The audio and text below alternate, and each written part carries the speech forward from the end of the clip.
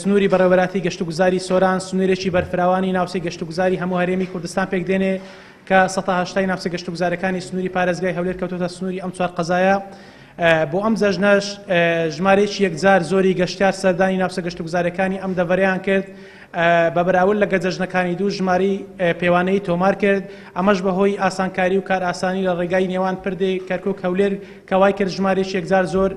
گەشتیار بەرەو ناوچە گەشتوگوزارەکانی دەڤەری سۆران بە هەموو قەزاکانیەوە بوو بە تەواوی شوێنە گەشتوگوزارەکانەوە بێت.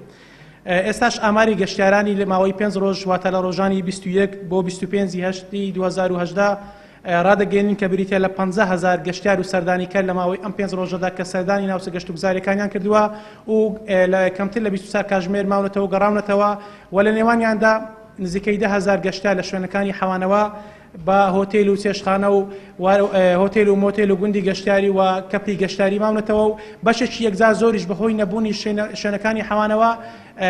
بەهۆی زۆری گەشتیاران لەسەر شەقامەکانی شوێنە گەشتوگوزارەکان داماونەتەوە. 180 گەشتارەکان گەشتاری باشوور و ناوەڕاستی عێراق بەشێکیان پارێزگای سلێمانی و دهۆک و کەرکووک و هەروەها گەرمیان و هەڵەبجە.